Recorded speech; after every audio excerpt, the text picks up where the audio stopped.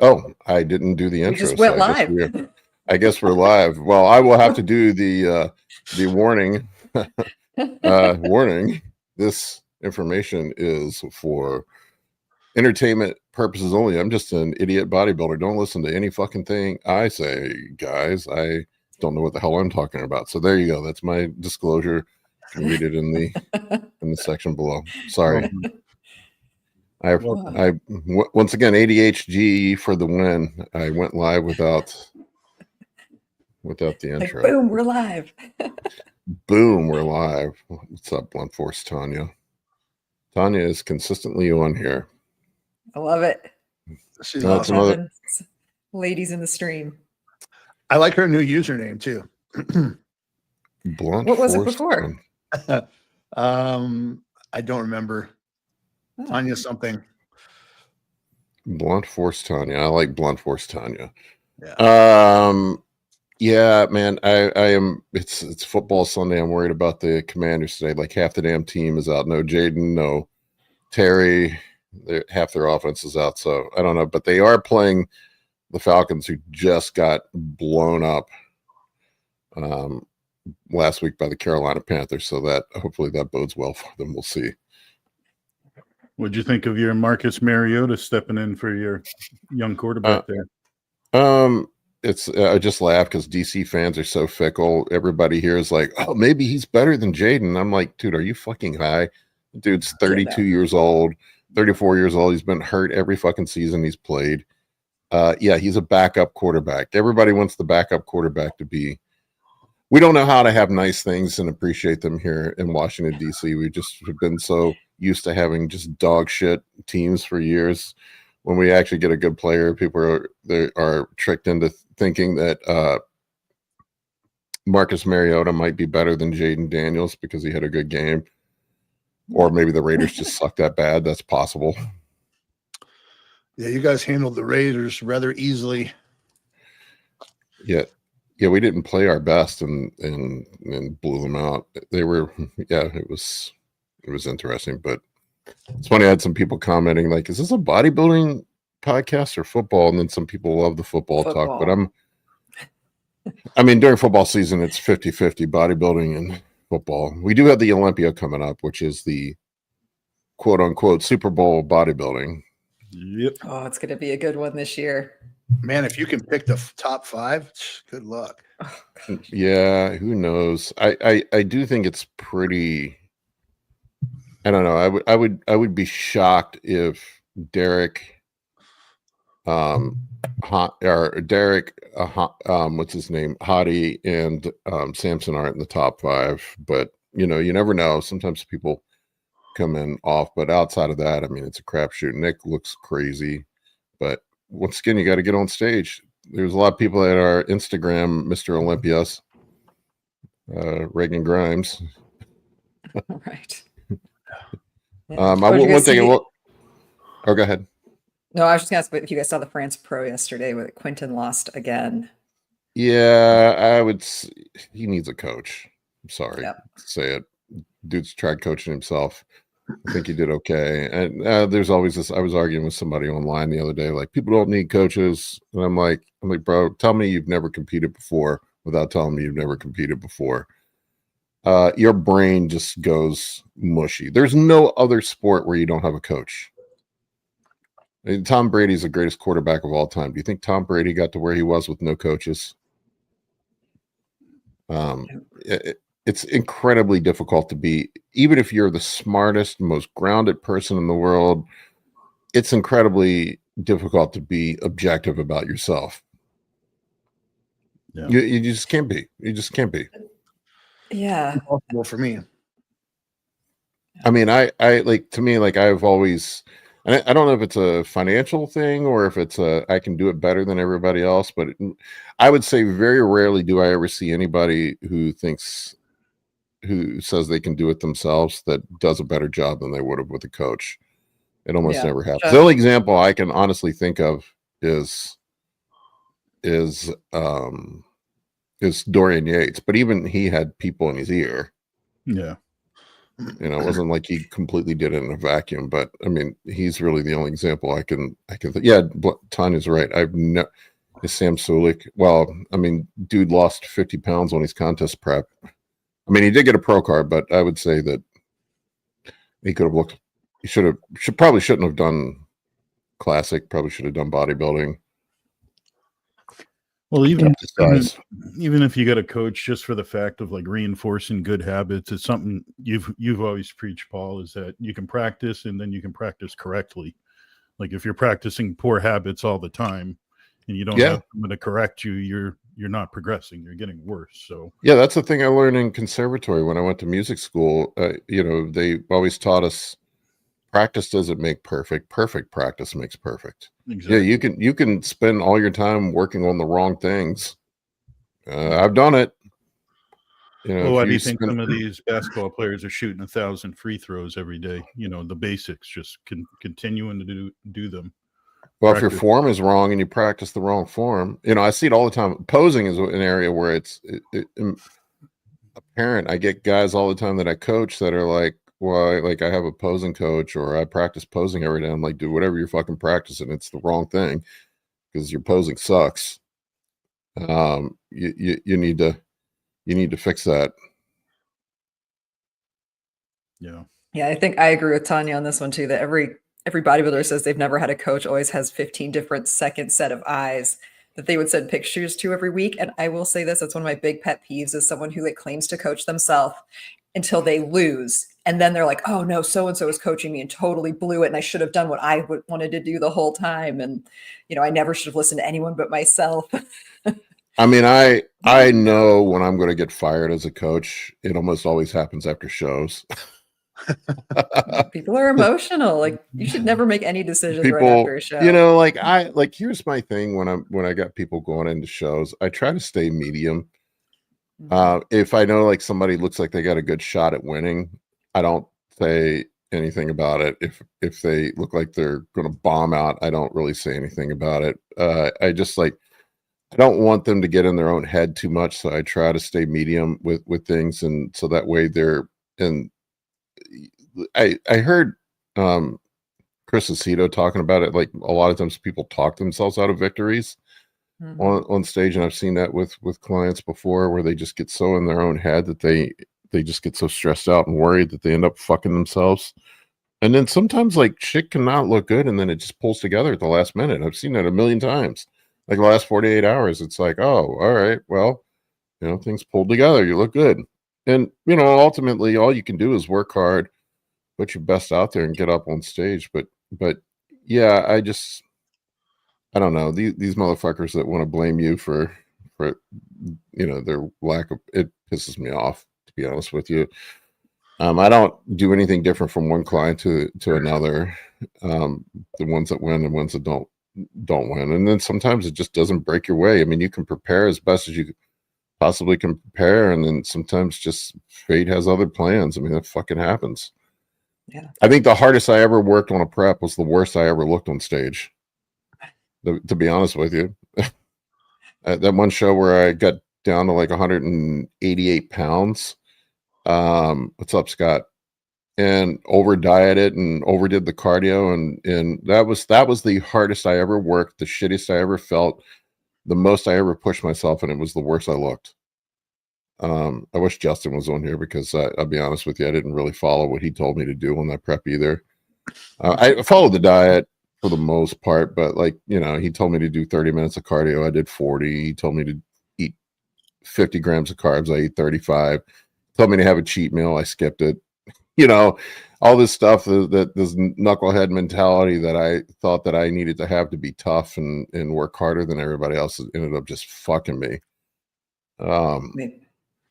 See, should have listened to your coach. Yeah.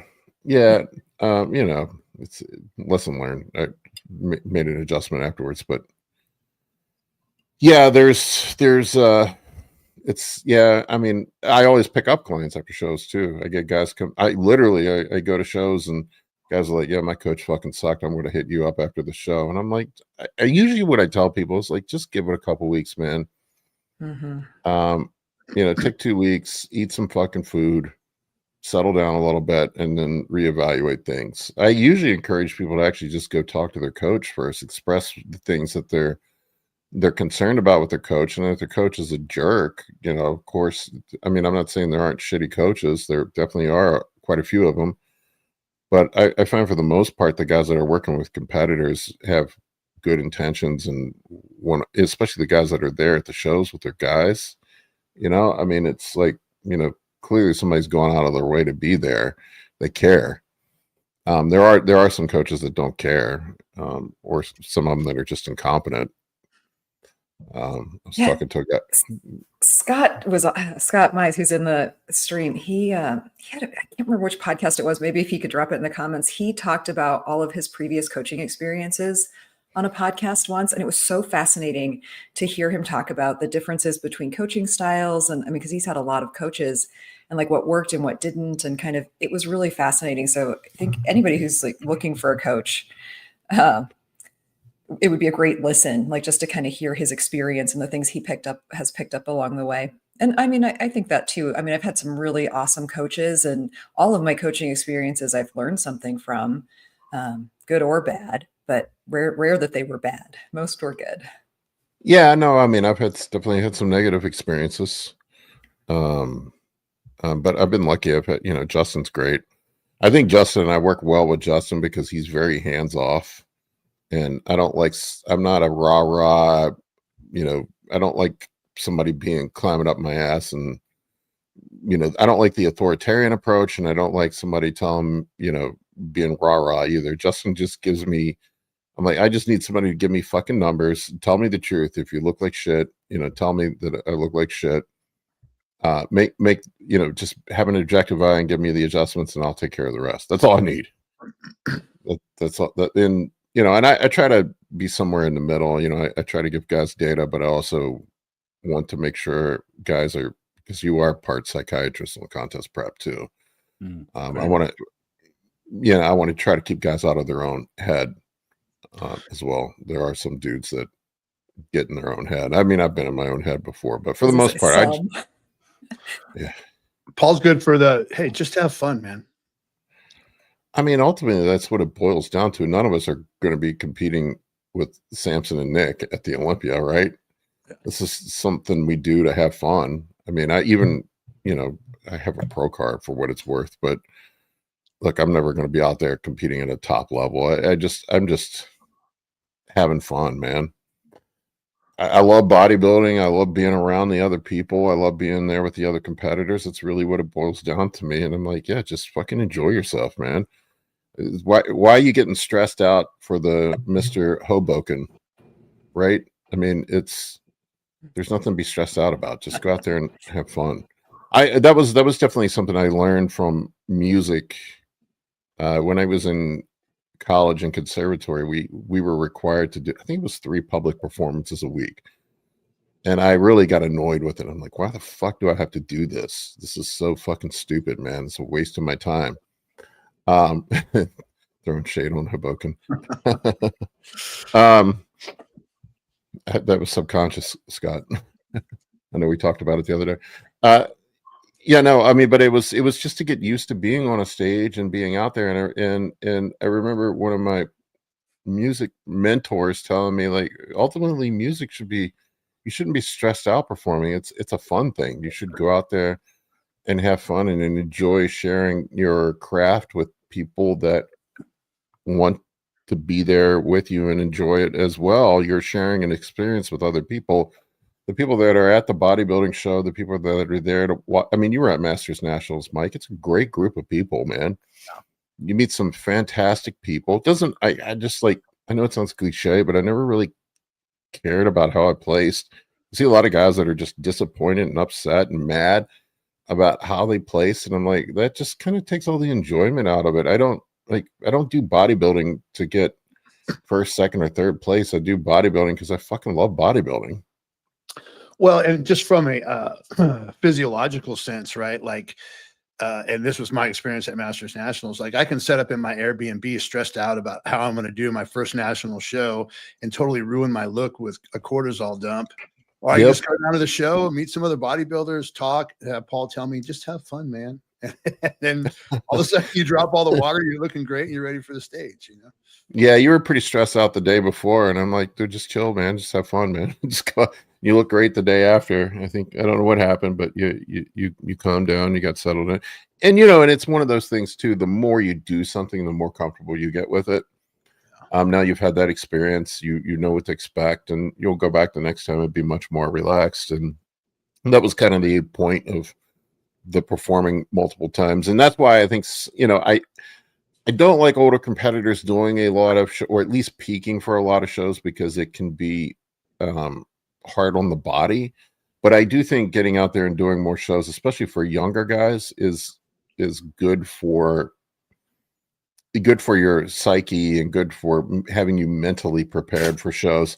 I get a lot of guys that are just like, I just need to put on 10 more pounds. I want to be maxing out my weight class before I compete. And I'm like, bro, every year you wait is a year lost. The way you get better at competing is to fucking compete, man. If you want to get better at it, you're gonna suck at your first show. It's just your first few shows, probably. You just got to go out there and learn the process, get through the butterflies, and get used to doing it. I got my guy, I'm gonna give him a shout out, but Cam, I just never in a million years thought this dude would be competing for a pro card when he first came to me for coaching. I don't know how many fucking shows he's done over the last year. 12, a lot, and he just gets better every fucking show. And his posing is now he's like he couldn't pose when I first met him, and now he's one of the best posers out of all my clients. And and he just missed a pro card by 2 spots at North Americans. I'm like, I would have never in a fucking million years thought that he was capable of that. So it's just you just don't know, man. And just go out there and work and have fun. And the thing I love about him is he's so chill and he just loves it. He just loves doing it. He's just out there. I think I'm gonna do another show next week. And I'm like, you sure, man? He's like, yeah, man, I love this shit. So what division does he compete in? He started off in bodybuilding, and then he threw in some board shorts and started just playing around. And I'm like, dude, I think this might be your division, man. I don't think bodybuilding's your division. I think men's physique is your division. Let's make a shift. Let's make a shift to men's physique and see what happens. And then he shifted to men's physique, and it's just like you found his home. Sometimes your division finds you. It's funny how that works. Anyway, that was a long fucking rant, methylene blue rant on that Quinton needs to hire a coach and get out of his own head. Well, you're basically explaining me when you and I first met, Paul. I was kind of in the position where I was convinced, telling myself that I'm going to just, get the dream physique I want before I even step on stage. But until I just went ahead and did my first show, did we start actually making better progress. And I hear it with a lot of my clients. They all want to be like Olympia ready before they do their first show. And it's like, this is how you learn, by going through the steps, having some failures, enjoying yourself, seeing how it goes. Yeah, you wouldn't dream of playing in the NFL and waiting until you're an NFL quality player to start playing football.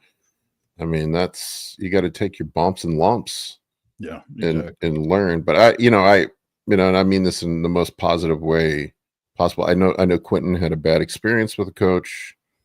We all know about that situation. There were quite a few guys that had bad experience with that one coach. And, I don't like talking trash about it. It seemed like the guy had some personal shit going on in his life, something. I don't know. I don't like getting into shit talking about other people, but, and he's probably skeptical to work with somebody else, but I would say find somebody that you can trust, that you vibe with. The way I look at my coaching, I look at it as a partnership. It's not my way or the highway. I truly, it's a partnership. We work together. And then sometimes guys will push back on me, and I'm like, that's fine. Let's hear your thoughts and concerns, and we'll figure out a solution that's if I think you're crazy and you're doing something stupid, I'll tell you. But if but your body better than I do. And that's, I'd say for him, he probably needs to go out and find that person He seems to be flailing around trying to find a certain look. Like I thought this weekend he actually looked flat, which is strange for him. I think probably because he heard everybody talking about he needed to be in better shape. He just got outsized by that Russian dude. That Russian dude was fucking holy shit, man. That guy came out of nowhere. Yeah. He looked amazing. People got to remember too, it goes both ways. I mean, you got to be coachable as an athlete as well to have a successful relationship with a coach. Yeah. Yeah. Look at this guy's legs. Saw that coming. Yeah. Look at his legs compared. He actually made Quinton look small. Yeah. Look at the legs. Holy fuck, man. Guy's solid. Wow. His Instagram's impressive too. I mean, I know they're Instagram photos, but he's got some wild looks to him. He's very mutant-like. Yeah. Yeah.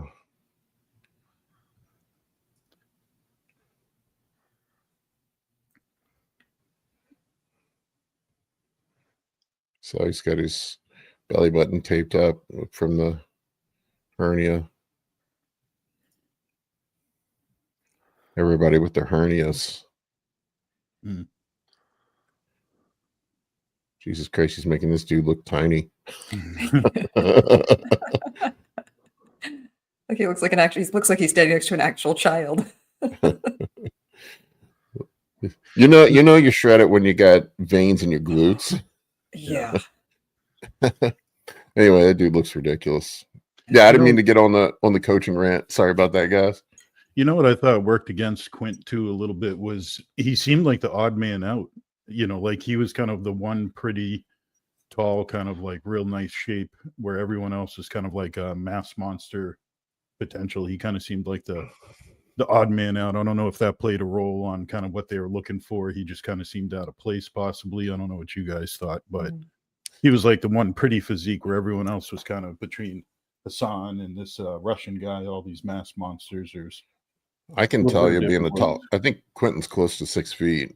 I saw him down at Tampa. He's a big fucking dude. Being tall kind of sucks for bodybuilding. Yes, it does. It's I mean, you just have more. What do they say? You want to take up space to look big, and you have more space to fill when you got long limbs.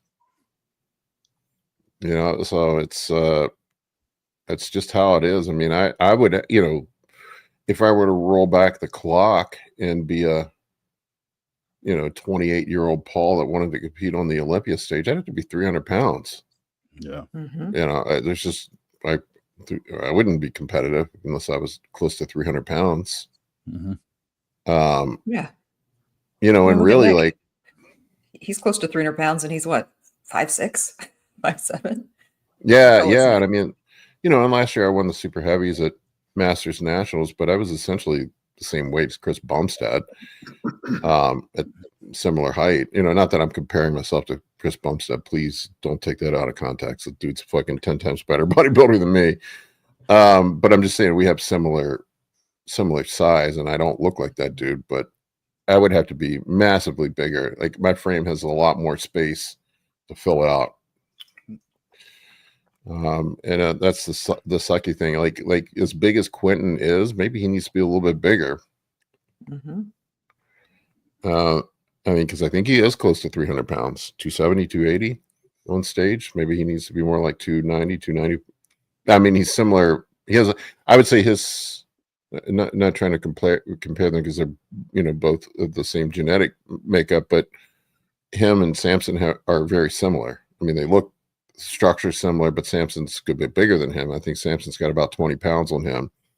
So if I were looking for an ideal for him, if I were trying to chase a look, I'd probably try to use Samson as my framework or model, and maybe get a little bit bigger. And then, you know, conditioning's always been a problem with him. I don't know what that is. Some dudes just have a hard time getting hard. You know, like here's the thing: if you can't get hard and grainy, just be the biggest motherfucker on stage. That's, you know, you got a choice. Like I usually, like for me, like I know I'm not going to muscle per square inch. I'm not going to be the biggest guy out there, so I try to push conditioning hard.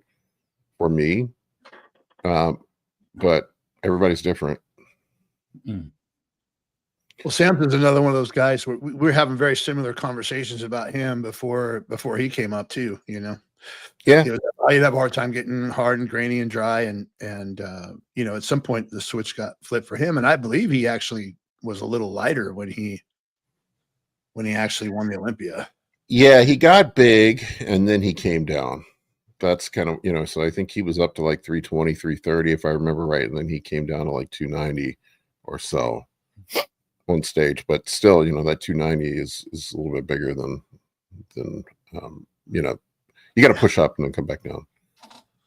Hey, Joel. Yeah, I saw Joel sending my positive thoughts your way, man. I saw you had the facial paralysis stuff going on. I had that happen to a friend of mine one time. It was a virus. Eventually got better. But that's terrifying. That's what Joel said in his he did a YouTube video about it. Like he actually there's a condition that apparently Justin Bieber also had that is it's an ear related type of viral thing. It's not like Bell's palsy or something like that. It's an actual like infectious process. He said that he had incredible pain in the ear too, which man, just crazy to wake up one day like that. Yeah. Yeah, I saw his talk. System. Oh, go ahead. I just saw his talk about how life is precious and you don't take any day for granted. I mean, that's so true. Yeah. You know, not that my situation is anything comparable to him, but like I fully thought I'd be out there competing this year and with the top guys in my age group in the IFBB, and then, you know, I fucking tore my bicep. You know, so take each day, you know, live in the moment and make the most of each day. It's a good lesson for all of us. You don't know when it's going to be taken away from you. Yeah, that interview stuff is a little scary too, because that can throw off your balance with your equilibrium if you get infected in your inner ear. Yeah, so we're sending our positive thoughts your way, Joel. We're thinking about you. Yeah, heal up, buddy. Positive energy your way. Did you guys see the? I made a note to talk about this. There was a new study out from the University of South Wales about creatine, and they did a study on it, basically showing that it doesn't do shit for muscle growth. No, I heard about that. I didn't get into it though. I heard you mention that. Yeah, it was, you know, I read through it. Now, granted, you know, there's going to be. I've always been of the ilk, like I always thought creatine, I could take or leave creatine. I don't use it.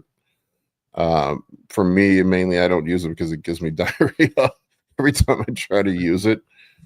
And it just makes me a bloated mess. But like guys, like all my clients ask me about it, and I'm just like, I mean, if you want to use it, use it. I usually yank it out on prep because it makes people watery. But yeah, this study showed that it was a 12-week study. I have my notes here. They loaded on 10 grams and then went to 5 grams a day. And maybe that's not enough. But over the 12 weeks, there was zero difference between the control group and the group that was using it as far as lean body mass strength. Gain.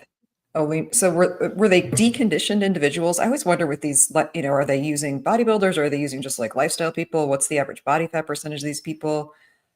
Yeah, that I don't know the details on. I'd have to dig into the study, but this was the analyzed strength performance or size. Size. It was hypertrophy. It was a hypertrophy study. They gave everyone the same dose regardless of their body weight.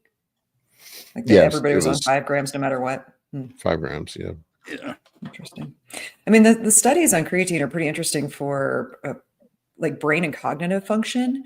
But interestingly enough, in a lot of them, they show the most benefit when people are like in a sleep deprived state. Like, so for people who are really sleep deprived and then they give them an extra creatine, like more so than a person would normally consume, then they see improvements in cognitive function. But like that person at a baseline, like if they're sleeping and everything is normal in their life, like they don't see that same benefit because I think it's because it can get, you know, depleted more quickly. But what did Tanya have to say? Largely interested in study results about creatine effects on muscle in people with almost no muscle. I mean, that's I think where an interesting part of that is. Yeah, and I'll tell you this. This is just anecdote. from what I've seen with my clients, I generally don't suggest that my clients use it, and I've seen no difference in results between the people that use it and don't use it. I just don't. I just, I have plenty of guys that get plenty big not using creatine. If you're eating red meat, in theory, you should be getting it through dietary sources anyway. You're not going to get the huge doses. But I don't know. I yanked it out of my diet because my stomach can't tolerate it. It just pulls water into my intestine, and you know what happens when that happens. And I've tried many different variations of it, and it also makes me water retentive and my blood pressure goes up. So I just stay away from it. And then I also, I know this really, in theory, shouldn't have any effect on kidney health, but I do see an elevation in creatinine numbers on guys that use creatine. We can literally yank it out and creatinine numbers will come back down afterwards. So it does skew creatinine numbers. I'm not saying that creatine doesn't work or doesn't have any value, but I personally have never really used it. I got quite big without it. That's part of what I'm curious down the road with people doing these doses for neurological benefit, because a lot of them are pretty high dose. They're not like 5 grams, 10 grams. They're maybe 20 to 40 plus. I'm just guessing, but I want to say around 30 to 40 grams most people use for neurological help. And I'm curious of how that's going to play out on liver down the road, creatinine levels, if that's going to affect anything, because it is a pretty good amount. Yeah, I mean, it's when your kidneys are not filtering correctly, creatinine will rise. That's not necessarily creatine. I think it's a waste product of creatine metabolism is creatinine. So it's not that your kidneys are not filtering correctly. It's just that it's the creatine causing an elevation in those numbers. It's just like when I see guys all the time that have elevated BUN. Every single person I do blood work on has elevated BUN. It's from a high protein diet, and then what do steroids do? They cause more nitrogen retention, so you're going to have more nitrogen in your blood.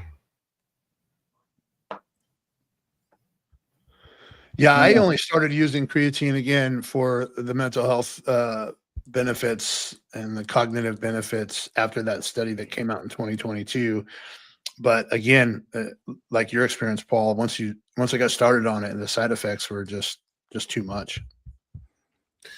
Yeah, for me, it's bloating, increased blood pressure, diarrhea. Those are 3 things I don't like.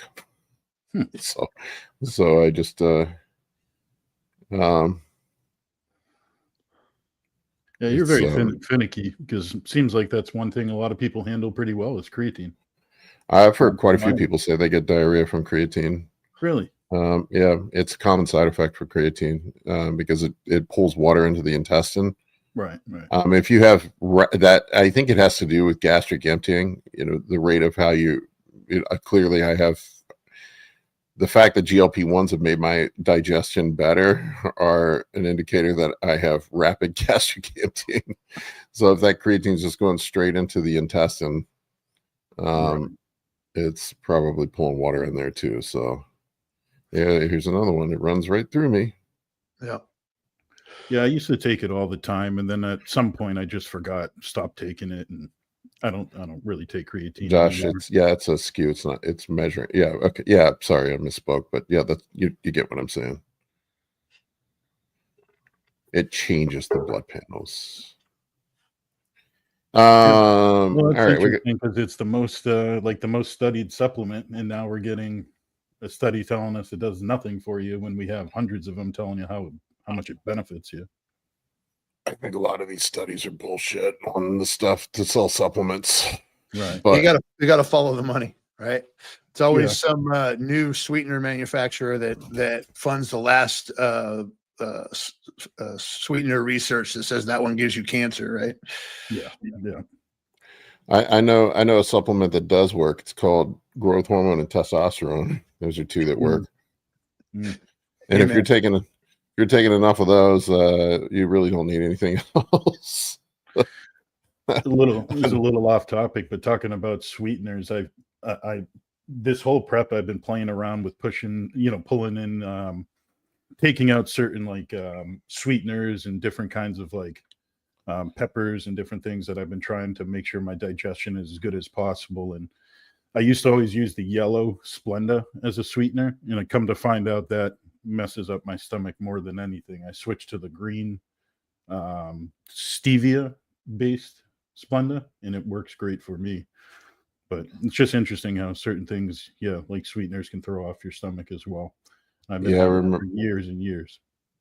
Ryan Parsons says, remember when Bill Phillips said HMB feels like DECA? Oh yeah, I remember. A lot of these guys were like pimping supplements like they were PEDs.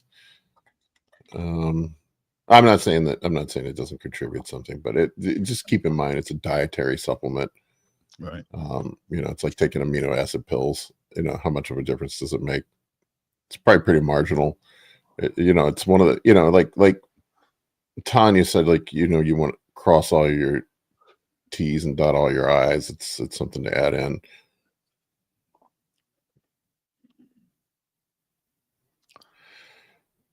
All right, we want to grab some questions. So moral of the story is creatine may help, but there's a new study out that says it doesn't contribute a whole lot to muscle growth. Take it for what it is.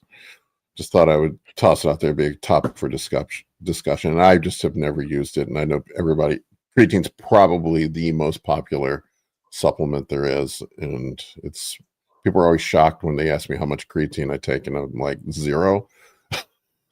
They're like, really? You don't take creatine? I'm like, nope, I've never taken creatine before in my life. Well, I have, but I take it. I take it every day. Doesn't agree with me. And hey, if it works for you, great.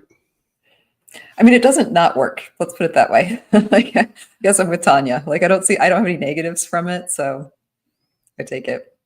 And it's inexpensive. I mean, it's an easy, I don't know, I just throw it in my water every morning, and I take it.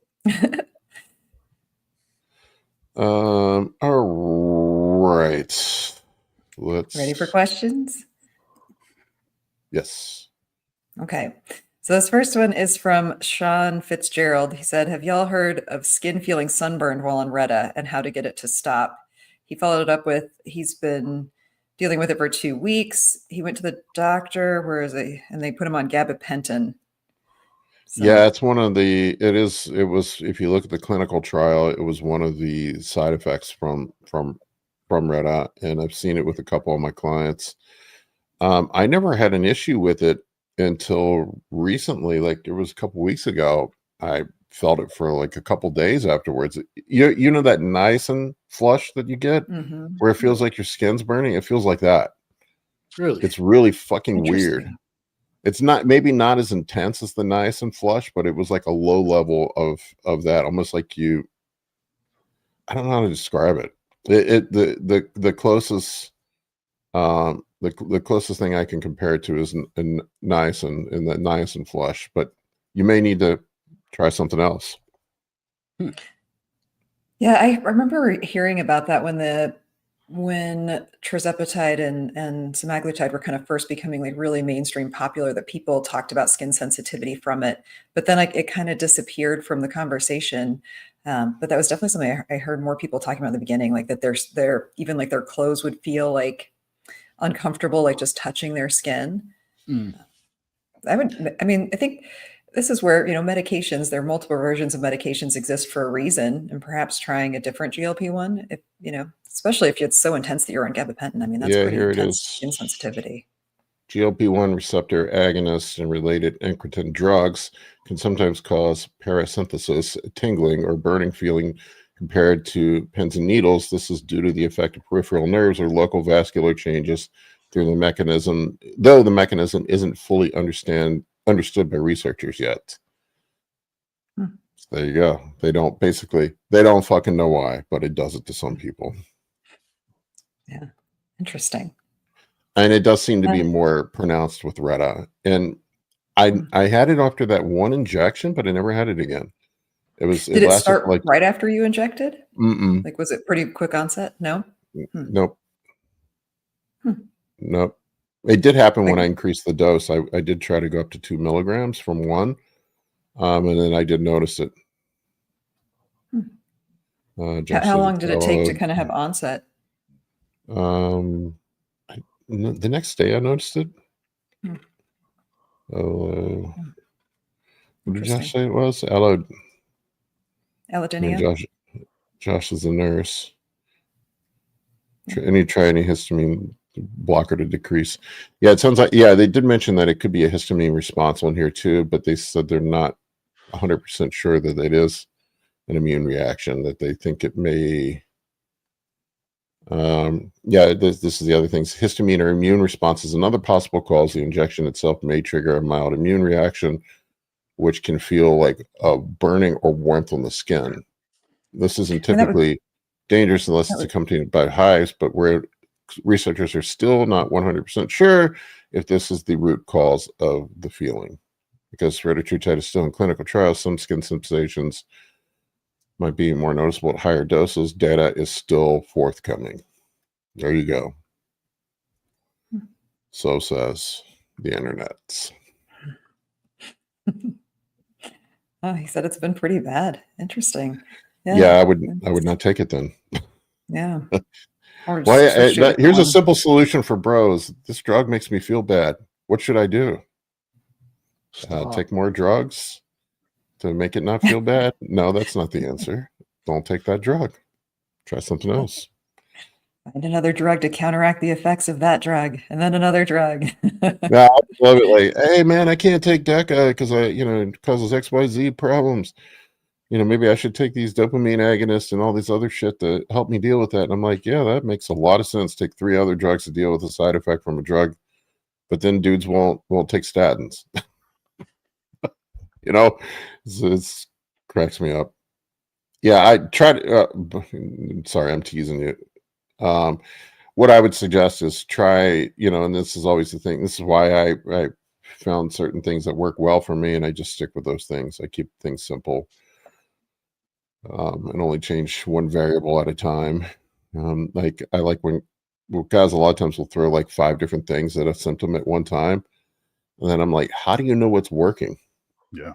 At that point, you're just throwing a bunch of shit up against the wall and guessing at what's sticking.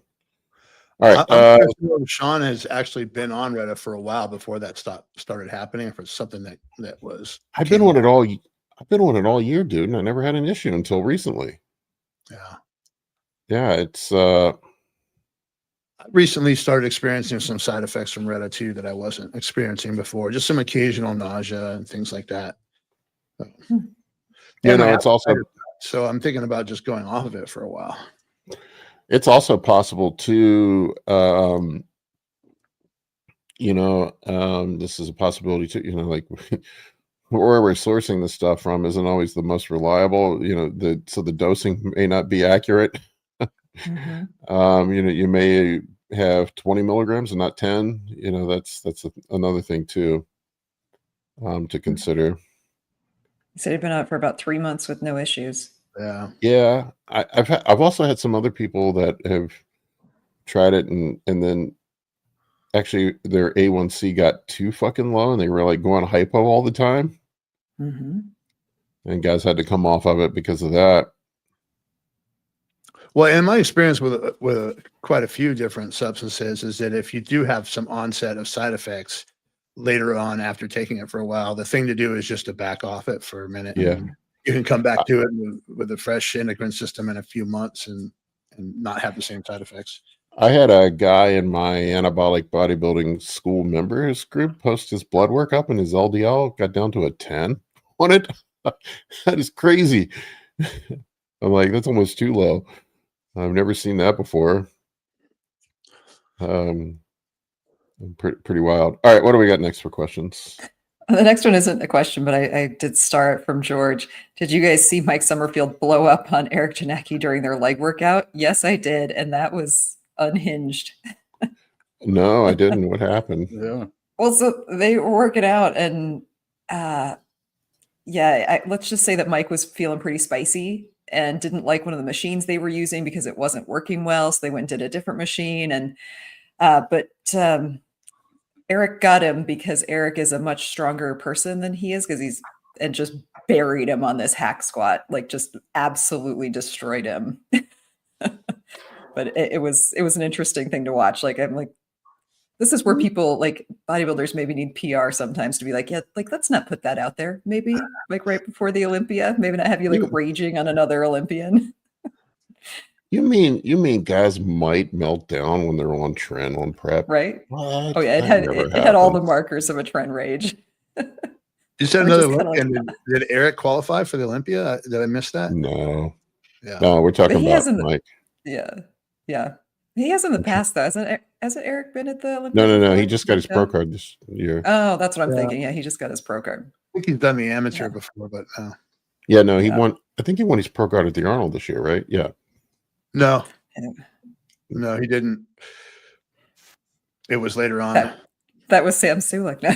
Yeah, he won his pro card at the Arnold. He was like third place, or something, but that was such a stacked group on that stage. Yeah, that was nuts. Yeah, I think Yannicki won at like a Puerto Rico pro qualifier or something like that. It wasn't the Arnold. Yeah, I'm trying to find it. I can't find it online. Yeah. Here's training legs with Mike Sommerfeld, and I wonder if they took it down. Well, here's a leg training set. Oh, it would make good content. Oh yeah, it was interesting. If you want views, that's a good way to get them. People love conflict. Holy shit, yeah. Eric Janicki gets deep on his leg presses. Holy fuck, my spine would split in half if I tried to get that deep. Yeah, it's if you want to watch him train really hard, it's a good watch. I'm jealous because I wish I could train that hard still, man. My body just doesn't work like that anymore. This is some of it, yeah. I wish I could find the meltdown. There's Mike. It's after they come off. It's before this. This is after the meltdown. So it was, like, Eric says something to him like, "How many sets did we get?" And Mike said 0 because the machine wasn't working, and like no sets counted. Yeah, I think maybe this is what it was. Was it? 30% fluids, 30% editors, 30% this, 30% that. So we're trying to push the weight we're using only on quads, and obviously, as other muscles are not able to help. I don't think this is it. Yeah, it was that they'd been doing leg extensions, and then maybe it was after this. It was after he got up the leg extension machine. I may or may not have melted down on a few people at the gym during contest prep. It happens. I was just thinking the other day, I had an interaction with somebody at the gym that I would have probably lost my shit on them on contest prep. Somebody said it was on the hat. It was on the hat. It was because. Yeah, I think it was those sets on the leg press that he said didn't count because he didn't like the way the leg press was working or something. It was the. Now you definitely have those moments in prep where you think, wow, if this happened, or, if this was to happen in normal times, I would probably not respond the way I did in this moment. Not that it's an excuse to be a bad person on prep, but there are things that happen that you're like, man. Eric's one of the few guys whose workout videos I'll watch too. I mean, he has some pretty awesome technique. Yeah, he does seem to train hard and train smart. Yeah, I was at the gym the other day, and there was a girl. I didn't see anybody around. I saw a water bottle sitting near a machine, and there was nobody. I waited like a good 3 minutes, and nobody was there. So I just got on it and started using it. I'm like, well, I guess nobody's fucking using it. And she came back and was like kicking and stomping, and was like, I was fucking using that. And I'm like, okay, you weren't here. Yeah.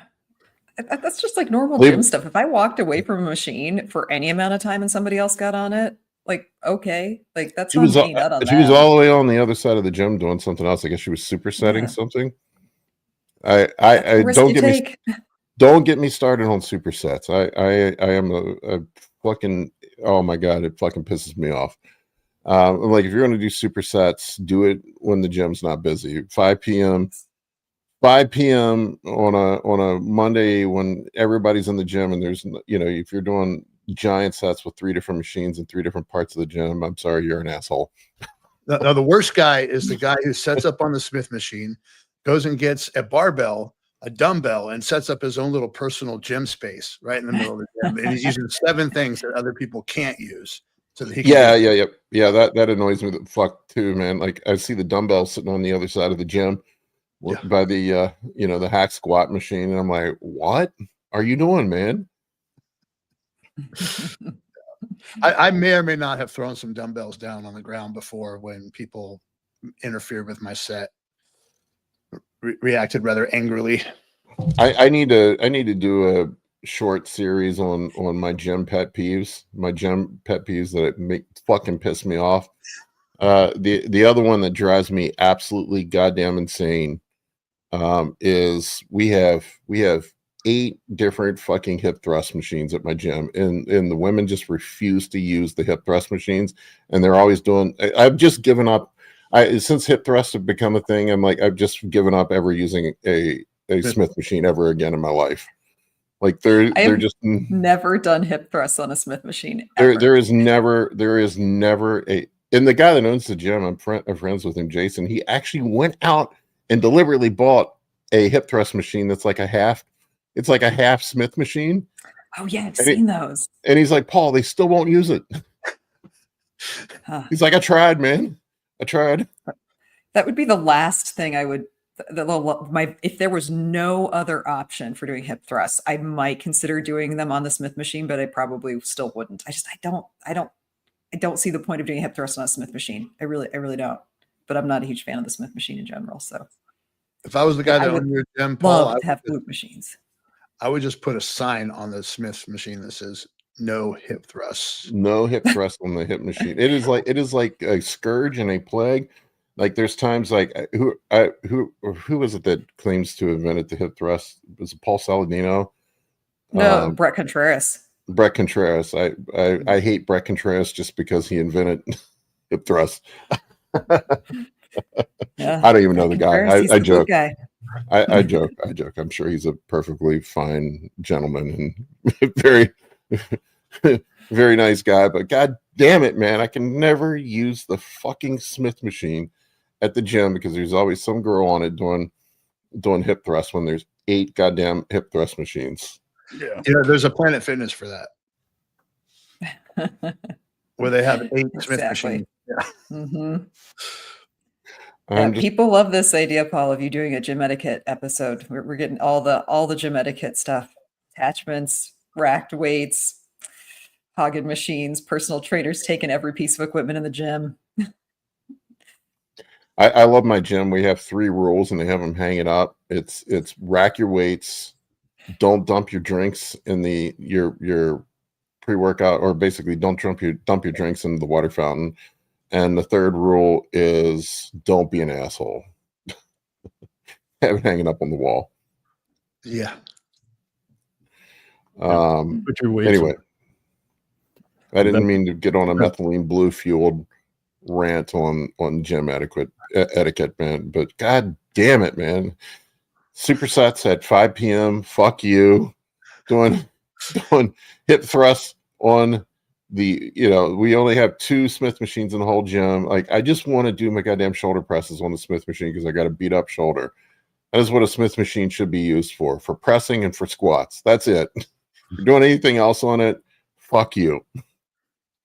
You ever chase people down to tell them to put their weights away like I do? I'm infamous for. Oh, they're pretty meticulous about it at my gym. They don't allow it, so you get kicked out if you do it. You get 1 warning and then you're out afterwards. So that's not an issue at our place, but God damn it, it's never the guy with a good physique that does that kind of shit either, or girl for that matter. No. Yeah. No, it's never. The slamming the plates. Mm-hmm. We have a we have a very, I like our gym is like segregated. We have very specific areas for certain things. Like there's like a powerlifting area. There's like a CrossFit, Olympic lifting area where those assholes work out. And then there's the bodybuilding area. But like the I can always hear the loudest motherfuckers in the whole gym are the CrossFit / Olympic lifting guys. Why do they have to be so fucking loud? That's another pet peeve. Seriously, man. I can hear you clean and jerk, whatever the fuck it is you do over there, clean and jerk off, on the other side of the gym. I'm like 100 yards away from you, and I can hear you screaming and slamming the weights all the way over there. And they also use the fake weights too, the ones that look like 45s that aren't 45s. Well, if you throw them down hard enough, you have the most hypertrophy from the. It's like let's see if we can make it bounce all the way back up to the ceiling when we throw it down. It's that fast twitch muscle. And none of those motherfuckers are ever big. None of them. No. I train for functional strength. I'm like, what the fuck does that even mean? The function of looking like a block because your midsection gets big. Functional strength. Yeah. I would be willing to bet that even though I don't train for functional strength, I could probably kick your ass. But I could be wrong about that. Anyway, now you guys got some of my gym rants. But the reason why I haven't put the gym rant stuff up is because people already hate me and are trying to take down my social media. I'm sure it would make somebody hate me even more. Haters are a sure sign of success, though. Yeah, I mean it's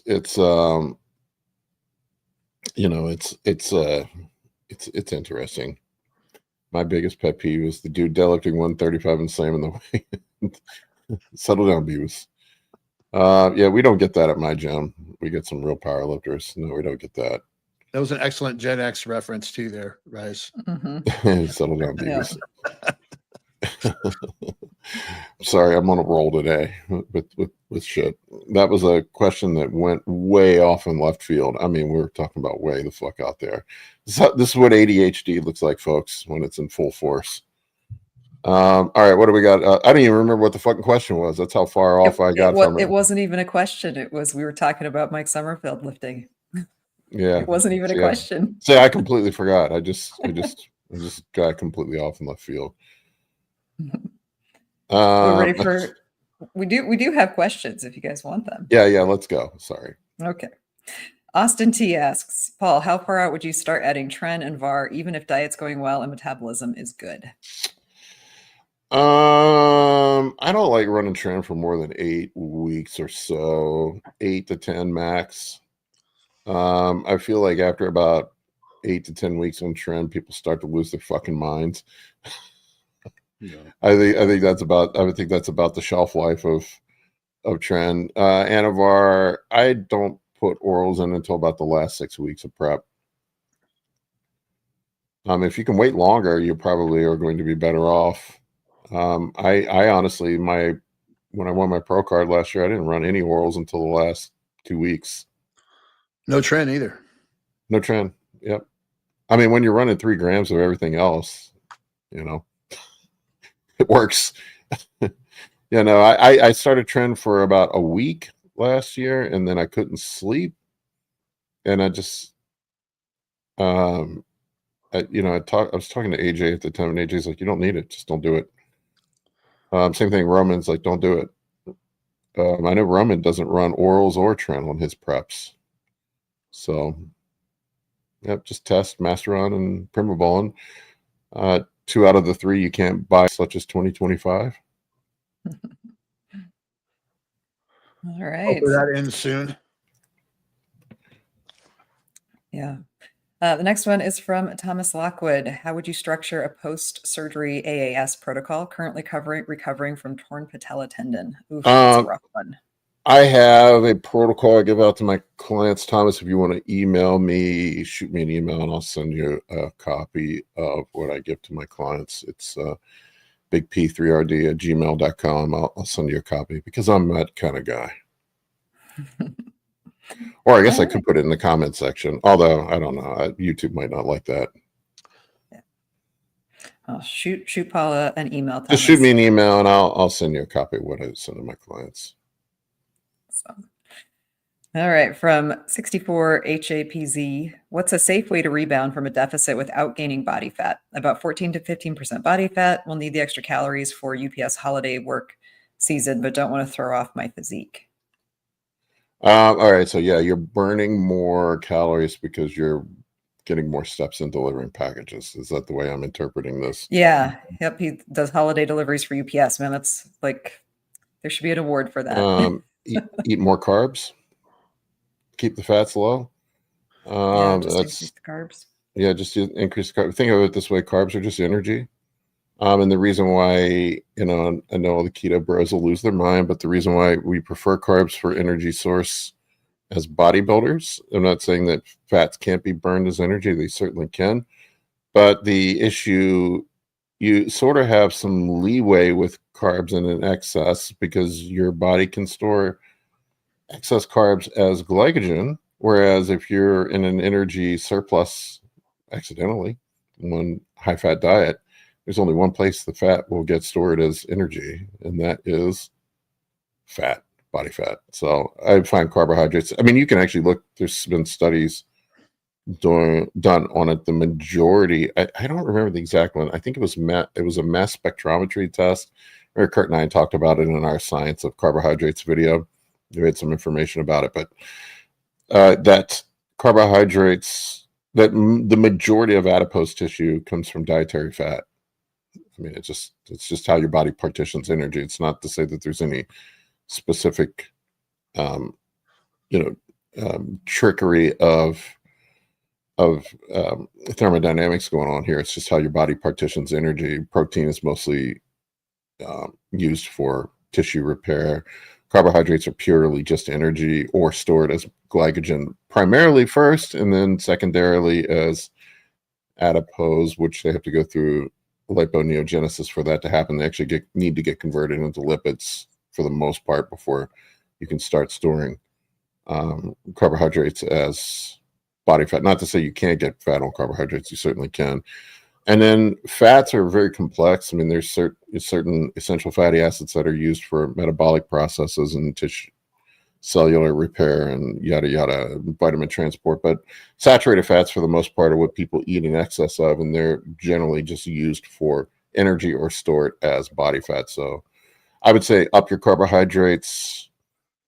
This is why I like carb cycling, because if I have the way I structure diets for people when I coach them is if they have rest days, I pull the carbohydrates down lower and I'll put a little more fat in. If they have a high energy output day, we'll up the carbohydrates. So the carbohydrates are really just kind of the knob you turn. But I would figure out where your weight is at, and if you're losing weight, just turn up the carbohydrates. If you're gaining weight, turn them down a little bit, and just try to keep yourself at a net neutral energy balance when it comes to your season, and just use carbohydrates as the variable. They're the ones that you adjust up and down when you want to lose weight, gain weight, have better energy partitioning. It's kind of the way I look at them. They're the wild card, really. They're the fats. Generally, when I do diets, I keep fats pretty static, and I try to primarily get most of the fats from EFAs, omega-3s, and omega-6s, some omega-6. Keep the saturated fats low. Carbohydrates I just look at as an energy source, and we can in how we manipulate that energy partitioning. So anyway, long story.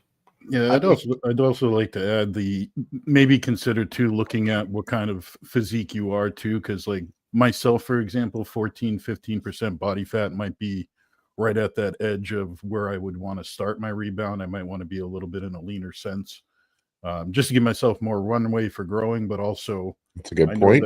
I know that being a little bit leaner is going to just put my insulin sensitivity and that food response sensitivity a little bit better position too. So we're going to gain some body fat during a growing scenario. So might as well give yourself a little more runway at 14 to 15% body fat, in my opinion. Here's a thought. You could use all that walking to burn some fat. Yeah. I mean, take advantage of it if you're already doing it. Maybe run just a slight deficit. Do some carb cycling, pick one day a week to push the carbohydrates higher to replenish glycogen and use it as take advantage of it and use it to burn some fat. That's another, get your body fat down to more like 8 to 10%. Yeah. As Dave mentioned. And then so that way you have a runway to actually do an effective size add. Yeah, I Yep. mean there's so many unanswered questions here too. I mean, like how long has he been in the deficit? Like how much has he, what has his composition change been in this deficit? Because at some point, you do have to, even if you'd like to be leaner, if he's been aggressively dieting for 20, 30 weeks, regardless of what his composition is at, he might need a break. Like there's always some other factors there too. Yeah. Yeah, no, that's also a fair point too. Nick had a kind of a follow-up question for you, Paul. Like, how often do you recalibrate protein and fat? Assuming carbs are the lever you're pulling at some point, you probably want to bring those in line. Like, is there a set amount of, like, if you're cutting somebody, do you readjust those when they've lost like 5 to 10 pounds, or when do you, if ever? For the most part, I keep protein and fat pretty static year round. There are times, I think most guys overeat protein, I would say, but protein is somewhat of a free pass. If you look at the metabolic pathways for it to be converted into body fat, it's almost, I'm not saying you can't get fat from eating protein only, but there are many steps that have to happen for protein to get turned into fat. I mean, it has to be converted into glucose, and then from glucose to lipids. And it's just like, there's so many steps in there and so much thermic loss of energy between those steps that it's basically, and you're just going to piss it out essentially if you overeat protein. But I would say for the most part, people overeat protein. I do somewhere between 1 gram to 1.5 grams of protein per pound of body weight, depending on the person. But I'd say most people eat, I'd say 1 gram to 1.25 grams is sufficient for most people, and just keep it there. I don't lower it on fat loss phases because people, if anything, I increase it because it's satiating. Mm-hmm. With fats, I would say, you need a certain amount of EFAs in your diet. You don't need a ton, maybe like 30 grams a day, 40 grams a day. And then you are going to get some, even if you keep your protein sources lean, like if you're just eating chicken and fish and lean ground beef, you're still going to get another 30 or 40 grams of fat from your protein sources a day, just from trace fats from there. So you're probably going to be eating 60 to 70 grams of fat per day, no matter what. And I don't want to yank those EFAs out because they are important for health. So really the lever I pull is just carbohydrates for the most part to create a deficit. And then I do it in spots. That's why I carb cycle. Like, I don't want guys, if we think about fat loss critically, what we want to do is maximize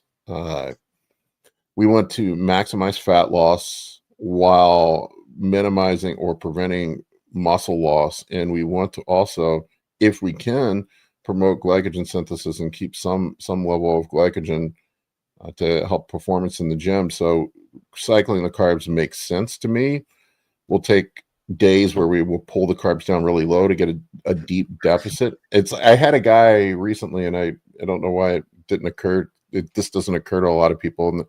On the high carbohydrate day, he was scared to push the high carbohydrate day any higher. He's like, well, I don't want to affect my fat loss. I'm like, dude, you're already in surplus. You're not going to be losing any fat on the high carbohydrate day. You might as well maximize your glycogen synthesis and be as aggressive with those carbs as you can get away with without gaining fat on that high day. That's why I'll push the carbs super high.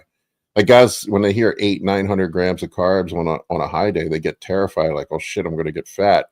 But Dave can tell you, that doesn't happen. Mike can tell you that doesn't happen because of how your body partitions that energy. So we use that day, we're already in a surplus, so we might as well take full advantage of it and maximize glycogen synthesis so we can keep performance in the gym and keep ourselves from flattening out. And then the days that we pull the carbohydrates low, you might as well pull them down to fucking 0 on some days to maximize fat burning. Basically do a protein sparing modified fast 1 or 2 days a week. That's kind of how I will cycle it when I got guys. And then the other days I usually I'll pull carbohydrates out of the other meals, but keep them around the workout window so we can at least have some semblance of performance in the gym. What I've found too with carbohydrates is once you get below 150 grams or so, you might as well just go to 0 because you get into this. I mean, seriously, you just get in this weird nether region where your body can't get into ketosis and you feel like dog shit. So you might as well just yank them down to zero, maximize some fat burning. And a lot of times I'll see guys will slip into ketosis quickly, especially if they've been in a deficit all week. But well, and there's some good things that you can do to help encourage your body to start oxidizing fat too, like SLUPP 332 or retatrutide. Even some MCT oil. Yeah. On those low fat, starting your day off with a little bit of MCT. On those, if you want to experiment sometime, try MCT, a little bit of MCT oil at your first meal, and you'll go and get some keto sticks. You'll see you get into ketosis really quick. Within a meal or two, usually. Anyway, I don't know. I mean, that's just kind of my my thought process on the carb cycling diets. And the more I've gotten to dial them in over the time, be aggressive on the high day. Use that as a refill day. Protein and fat. I will pull, like on the high carbohydrate day, I do pull the fats down as close to zero as I possibly can get them. I do leave a tiny bit of VFAs in, maybe like a fish oil pill with each meal. Because if we're in a caloric surplus and we're eating fat, and your insulin's also going to be high, any excess dietary fat that you eat is going to get metabolized, partitioned as adipose. So we want to keep fats as low as we can on those carbohydrate days. Yeah. We're really, and this is kind of the process I learned from Justin over the years. We're tricking the energy management systems of the body, how the body partitions energy to maximize that. We want to prevent muscle loss. We want to maximize glycogen synthesis and maximize fat burning. And that's sort of kind of the beauty and the magic of the carb cycling approach. I'm not saying it's the only way to approach a diet. I know the keto bros will get mad. I think keto and carnivore are great for people that don't like math and like counting shit, because it's really just an elimination diet at the end of the day. If you're not going to count calories or weigh your food, it's a simple way of creating a calorie deficit, because you're also eliminating all the trash foods. You're not eating donuts, you're not eating pizza, you're not eating French fries, all the shit that makes you fat. It's really the high fat, simple carbohydrate, saturated fat, simple carbohydrate combo that really is just, if you want rapid fat gain, I mean, that's how they do it in lab rats. They they feed them a high fat, high starch rat chow, and they'll just fucking blow up overnight. They tried feeding them high carbs. It didn't work that well to make them fat. They tried feeding them high fat only. That didn't work that well for making them fat, but it's the high fat, high starchy carb combo that accelerates fat gain. See any bro post show that eats cookies and donuts for a week straight and pizza, and watch what happens to them. Would you say, Mike? No, I was just saying pizza. I threw pizza in that as the summary of carbs and fat together. Mm-hmm. Yeah, no, you think about it, like all the shit that people associate with being high sugar, like really, like if you look at a pint of Ben & Jerry's, there's actually just as many calories, maybe even more from the sugar than there is from the fat than there is from the sugar. Same thing with pizza, like probably half the calories from a pizza is from fat. So it's really that if you want to set up a scenario where you have rapid fat gain, the way to do it is to eat high fat, high simple carbohydrate diet. And that's the way really it's, so we need to consider that when we're creating diets and for fat loss, how the body's going to partition energy. High saturated fat, especially high saturated fat. Yes. Yeah. And to go back to the question, I think, the time when you actually increase protein and make those adjustments is generally when you've gained weight, right? When you've added muscle tissue, that equation changes. If you're eating a 1 and 1.25 grams per pound of body weight, or 1 to 1.5, and all of a sudden your body weight's, 10 or 15 pounds higher, then it's time to maybe turn the protein up a little bit. I'll sometimes use it just for satiety. Like if guys are telling me they're struggling with appetite, which probably shouldn't be an issue now with all the GLP-1s we have at play. But, if I get somebody saying like, I'm just fucking dreaming about food, I'll just say, eat an omelet before you go to bed, or eat a lean steak. And that usually quells the hunger pangs. but there's not any really physiological need for it. It's just in there to make people feel full, and something that's going to digest slow and fill them up and increase satiety. But I will sometimes push protein up if we're in a deep deficit and people are struggling to keep them going. Yeah, and but it takes so much calories to just digest protein that you really can't overeat it. Yeah, I mean it's pretty hard to overeat protein, as the carnivore guys have proven. You can pretty much eat unlimited amount of ribeyes and get lean. Now, what your lipids look like, that's another question. Anyway, another rant. Sorry, on a roll today. All right. Good time for a couple more questions. We have a couple more good ones.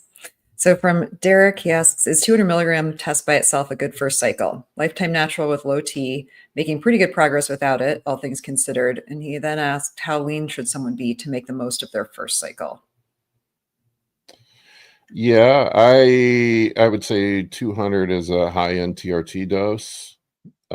Super physiological ranges of testosterone, to me, we're sort of in the 300 plus range. I usually like starting guys off around there and then slowly escalating doses as we go to find out. Then there's going to be an upper limit of what you can handle because of estrogen and DHT related side effects.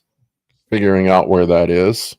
Guys usually land somewhere between 300 and 500 milligrams before they need an aromatase inhibitor or a secondary compound. But I would say yes, that's probably a good place to start if you've never run before. And then I would just slowly start moving up the dose and seeing how you respond to things. I would definitely have an aromatase inhibitor on hand in case you run into problems. And just kind of go from there. And then second cycle, usually I kind of anymore. My thought process is to start off with the physiologic or the bioidentical hormones first. Start off with test and GH for a first cycle. I'd say those are the two that I probably would start off with, and then second cycle consider using something that's going to modulate estrogen in some way. Masteron, EQ, Primobolan. Although Primobolan and Masteron are difficult to locate right now, so they may not be in the equation. Well, I don't know how old Derek is, but if you're a young guy and you have pretty good progress without anything, maximize that progress first before you add anything. That's not what Derek wants to hear. He wants to hear about all the gear he needs to take away. Come on. Well, and he says his testosterone is low. I mean, optimizing it, getting it to is it low, like clinically low, or, how low are we talking? I mean, that's part of it. That could be part of it too. I mean, his replacement dose might be different just to get him up to not normal levels if he's really that low. Oh, he's 35. So yeah, if you're 35 and it's low, probably feel better. Even if you're not lean. I know you asked that too, like how lean should someone be before they start? I mean, I would say even if someone is carrying a fair amount of body fat, if their testosterone is very low, they'll still get some benefit from at least getting their levels back up to like normal range, just to feel better and to work out better. Yeah. Yeah. If he was 19, that's a different answer, but 35, definitely. Yeah. All right. From Rise 41, we got any thoughts on microdosing test for females for better body composition? I don't know what you mean by microdosing. I mean, I think, what do you guys think on this one? I imagine he just means low dose, HRT protocols, I'd imagine. I think that's probably more what he means. Is just actually doing testosterone replacement for women. I mean, if it's warranted, absolutely. Yeah, a lot of women are surprisingly, I mean, this is something Ryan Root talks about quite a bit, is that, testosterone is not just a male hormone, it is a female hormone as well, and it's something that's kind of necessary for the females as well. And I do see a lot of women, once they go on it, seem to feel a lot better. And yeah, it tends to be pretty low doses. It's starting to become more common. It's not really kind of a strange practice any longer. And it makes your lady HORNY. Correct. So if you need some help there too. Yeah. If you want to improve her body composition and your love life. Most of the HRT clinics are doing a combination of tests, progesterone and estrogen with, but women are a little more complex than men. You got to get all three kind of dialed in appropriately. DHEA. I mean, there's a bunch of stuff with women that need to be dialed in appropriately, and it's way more sensitive to doses than men. A couple milligrams makes a huge difference in women. Like, 2 milligrams of testosterone ain't doing shit for me. I breathe and I take 300 milligrams of testosterone. A woman does that, she's going to be having a gender reassignment. So, yeah, and anything that you compare a female dose to a male dose is going to seem like a micro dose, right? Like, I mean, I don't know. I mean, what is a TRT dose for women, Amy? Like 10 milligrams a week? Yep. Typically 5 to 10 for most women. I mean, some women will start off even at like 3 and get a really good bump. I mean, so it's a different compounded concentration, obviously. So it's a 25 milligram per milliliter instead of, what you guys use. So it's definitely a much smaller dose and a smaller concentration as well. Yeah, you don't want to be giving your lady your UGL gear that you have no idea what it's dosed at or what's in it. So, yeah. My wife does really well at like 25 a week, 25 milligrams a week. And her levels will actually test kind of high, like over 300, which a lot of the HRT clinics think is high, but that's where she feels good. And this is another thing that Ryan talks about all the time. It's just 9 times out of 10, it just boils down to how you feel, and your ability to effectively communicate that to your healthcare provider. Like, if you don't speak up and say, hey, I took this and it made me feel like this, then they're not going to know how to dose you. And then, of course, having the right provider on the other end who's going to interpret that correctly and make proper adjustments. Yeah, and allow some time to dial it in too, because it takes a while. Took my wife a year. Women are slower metabolizers of testosterone as well, so they may not need a weekly dose. It could be every 10 days or even a little bit longer. And it's a lot more based on feel, and the age of the woman as well is going to play a big role in that, because if she's still menstruating and having other hormonal fluctuations throughout the month, like there's a lot of things, a lot of moving parts of the symphony of hormones that are happening in women's body on a regular basis, which is different than men, like where testosterone peaks during her cycle, where progesterone peaks. So it's more than just adding testosterone in most cases to really optimize how someone feels or how a woman feels. And Tanya's right. Like sometimes just adding in DHEA for women or a little bit of pregnenolone, like sometimes just getting their body to naturally kind of upregulate some hormonal function is enough. I mean, obviously, if they're looking for more physique enhancement, adding testosterone is going to be beneficial, but making sure that all hormones are optimized, not just adding in testosterone blankly, is going to be the best bet for most women. Yep. Agreed. I'm not the hormone expert on women, by the way, so whatever I say probably is wrong. The only reason I know anything is that I've walked through this with my wife for several years and through several different if you want to know how to be a brute female bodybuilder, I got you covered. But you want to dial in the TRT or HRT doses, there are people way smarter than me. Ryan, they put out a lot of good information over on Hormones for Me, the Hormones for Me channel, for sure. They do. Yeah. I see you back there, dude, trying to get in the food. Oh. All right. We got one from Larry. In a rebound, how aggressive are you with carb increases? I know we talk about 25-gram daily bumps during the bulk of the off season. I'm thinking about doing a 50-gram bump this week from 500 on my medium days.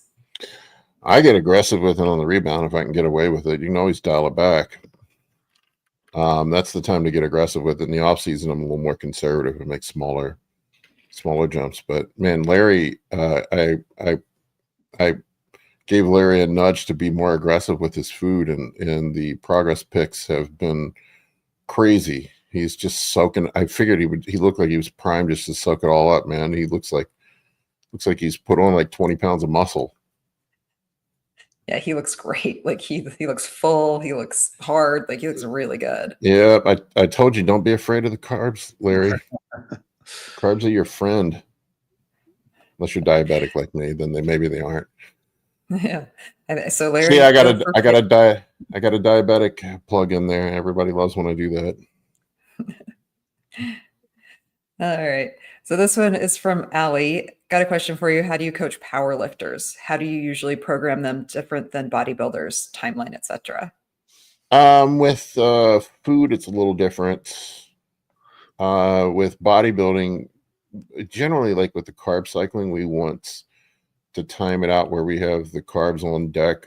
It takes a full 48 hours for glycogen, up to 48 hours for glycogen to fully synthesize.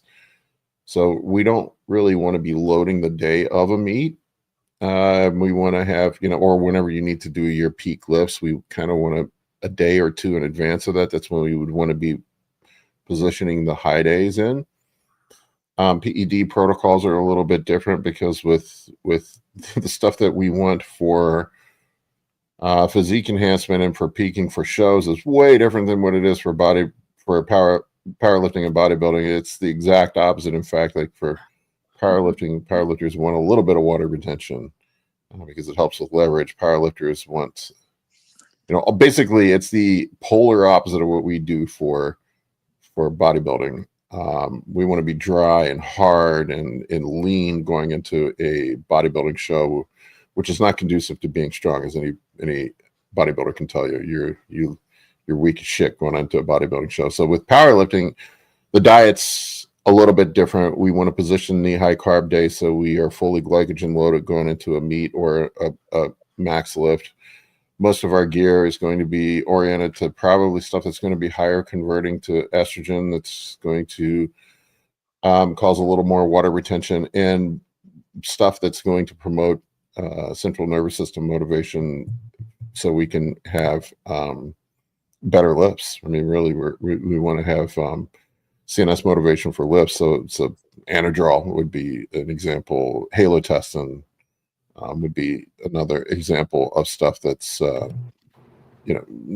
is mostly non-genomic, and we're going to get that CNS stimulation that's necessary to move weights around. Really, our goal is to move weights around, increase leverage. We may have to do some manipulation to make weight for a meet if guys are trying to make weight classes, and then we have to fill up afterwards and bloat guys up, for lack of a better term. That's why you see dudes bleeding from their eyeballs at powerlifting meets sometimes, because God only knows what their blood pressure is when they're out there from the shit we do. So it's basically whatever you think about for bodybuilding, it's the exact fucking opposite for powerlifting.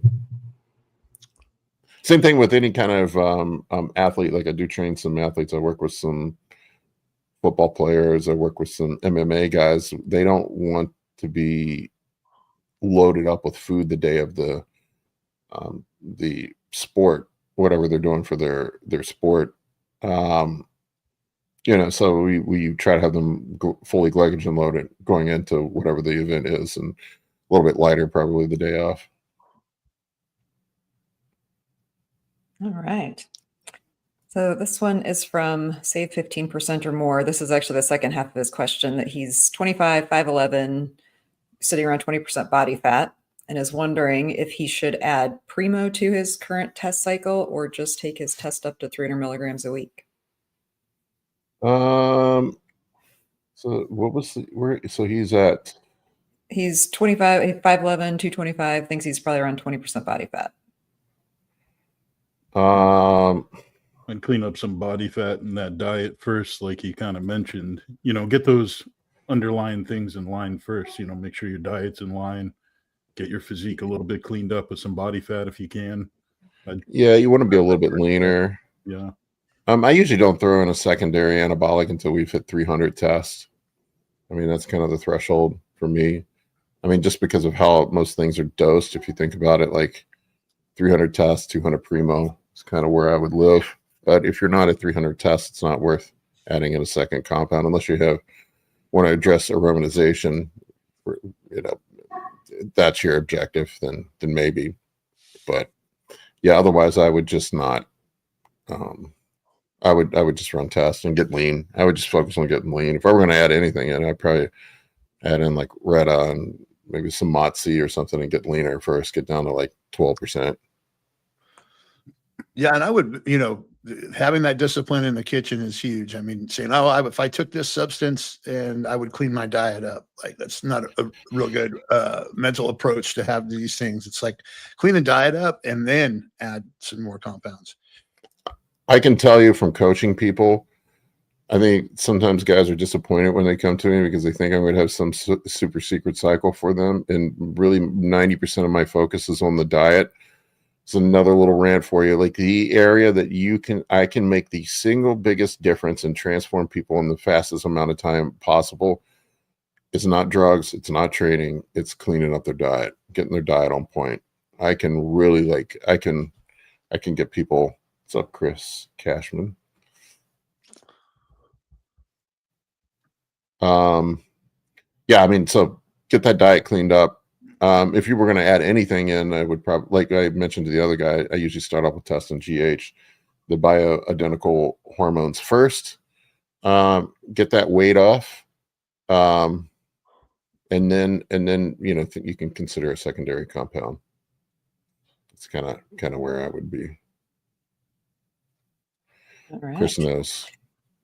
Chris is transformed. So from Johnny Cook, do you guys have a fertility protocol so that you don't have to come off TRT to have kids? I do, in fact. Another one, if you want to email me, just email me. I'll send it to you. I know quite a few bodybuilders that have gotten their ladies pregnant while on gear. Just ask Ronnie Coleman. He's had like 12 kids. I think, well, my daughter was definitely on cycle. My son, I was not at the time.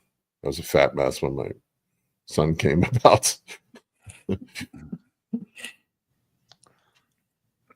One more, and then I'm going to wrap this up. Paul, real quick, are you a fan of staying? Guys that have the long-term plan of trying to stay fertile, down the road. Are you one that's a big fan of HCG all the time, or you Nope. Run your cycle and then fix your fertility after that? I have yet, and I'm not saying it's impossible. I've yet to see anybody make themselves infertile from running gear. I mean, if you think about it, birth control for women are steroidal hormone. Women don't make themselves infertile taking methyl estradiol or whatever. They can. Women they can. Who are on long-term birth control can definitely have difficulty conceiving. It can shut things down. It can. It's. I would just say it's uncommon. I like the HCG to me comes with so many damn problems. Yeah. It's really going to mess up estrogen conversion. There's a bunch of other issues that have it. I mean, if you want to run it and you got the money to burn, I'll defer to you guys, Tanya and Amy. I am not the women's fertility expert or women's hormone expert. I know shit all. So you guys are right. I'm wrong about that one. Don't listen to me. My point is I don't know. I've not met any guys that haven't been able to have kids. Not saying that it couldn't happen. I just haven't seen it, Yeah.